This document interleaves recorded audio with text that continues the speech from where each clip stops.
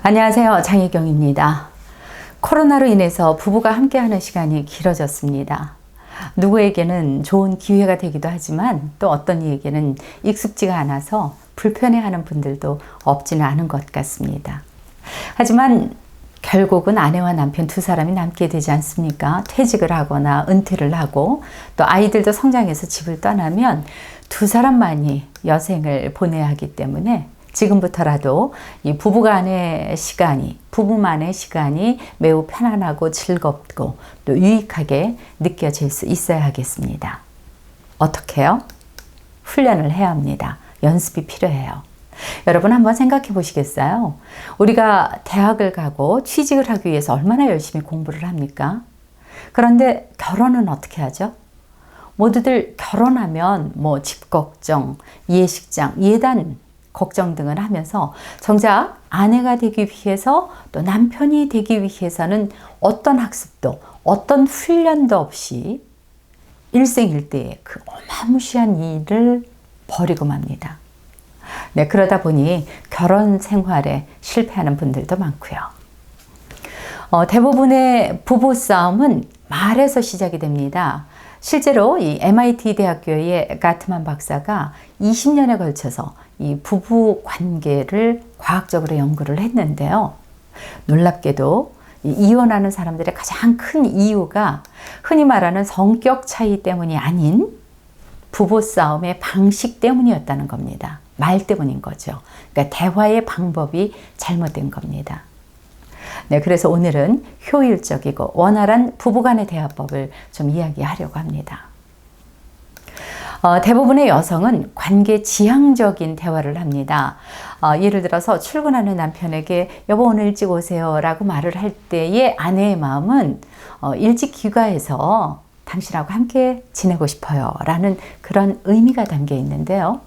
근데 남편은 모든 말을 정보 중심, 일 중심으로 받아들여요. 그래서 오늘 내가 일찍 와서 뭔가를 해줘야 할 일이 있나? 이렇게 생각을 하고 왜 일찍 와야 하는데? 라고 반응을 합니다. 아니 같이 있고 싶어서 일찍 오라고 했는데 왜 일찍 와야 하는데? 라고 하면은 뭐라고 대답을 하겠어요? 좀 황당해지겠죠? 네, 또 이런 경우도 있어요. 일찍 퇴근한 남편에게 오늘 웬일로 이렇게 일찍 왔어요? 라고 아내가 물어보는 것은 반갑기도 하고 고맙기도 하고 네, 아주 친밀한 관심을 표현하기 위해서 한 말이었는데요. 남편은 일단은 아내가 질문을 하면은 무슨 간섭을 하거나 참견하는 것으로 해석을 하는 인식을 하는 경향이 있어요. 그래서 왜 일찍 오면 안 돼? 내가 내 집에 일찍 오는 것이 뭐가 문제야? 네, 이렇게 생각과 말이 서로 엇나가다 보면 갈등이 유발되고요. 또 그것이 점점 쌓이면은 부부 생활이 힘들어지겠죠.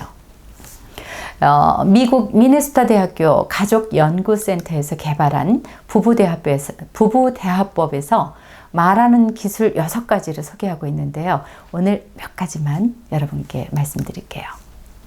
첫째는 자신의 말로 표현하라는 것입니다.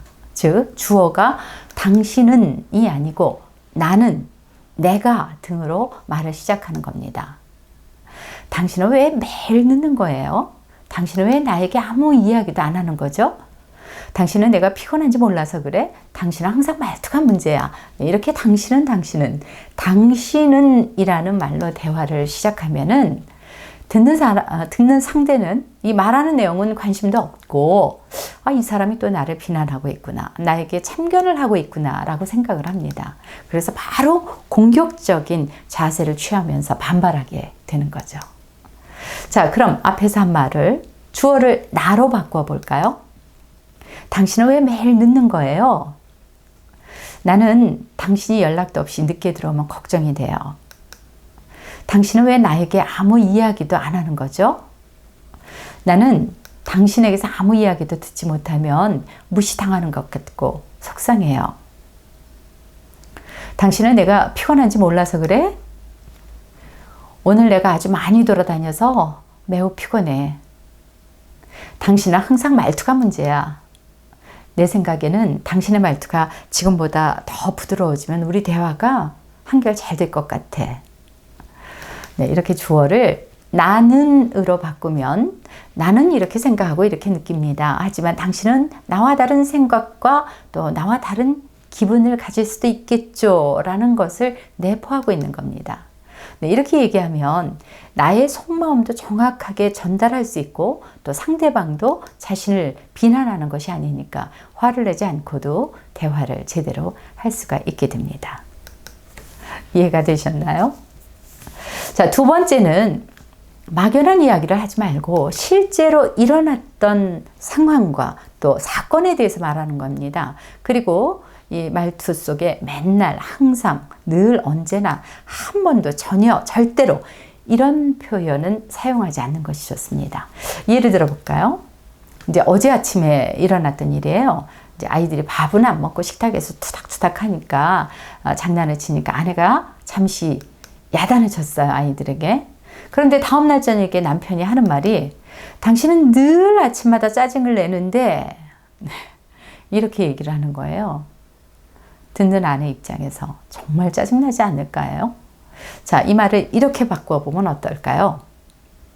어제 아침에 당신이 애들에게 큰 소리 치는 것을 들으니까 나는 당신이 나한테 뭐 불만이 있어서 아이들에게 화풀이를 하는 게 아닌가 하는 생각이 들었어. 네, 이렇게 구체적으로 시간, 장소, 있었던 일, 그러니까 팩트를 가지고 이야기를 하는 겁니다. 그리고 그 뒤에 내 생각을 표현하는 거죠. 또 다른 예를 들어볼까요? 당신은 약속 시간에 맞춰온 적이 한 번도 없는데요. 네, 남편이 사실 회사에서 너무 긴급한 일이 있어서 불가피하게 늦었는데 이런 말 들으면 어떻겠어요? 확 뭐가 올라오지 않을까요? 자, 바꿔보겠습니다.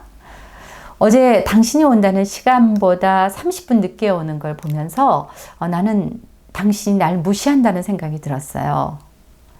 네, 이렇게 구체적인 시간과 장소, 팩트를 가지고 자신의 생각을 얘기하는 것입니다.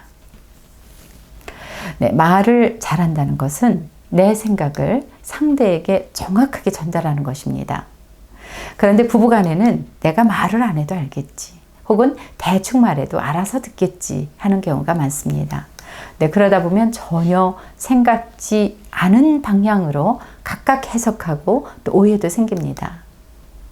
말을 제대로 하려면 상대로 하여금 나를 충분히 이해할 수 있도록 목소리와 표정, 또 태도 등에서 진심을 담아서 솔직하고 정확하게 전달하고요. 또 상대를 배려하는 태도로 앞에서 말씀드린 이 말하기 기술을 잘 활용하셔서 정말 날마다 새로워지는 부부관계가 되시기를 바라겠습니다. 감사합니다.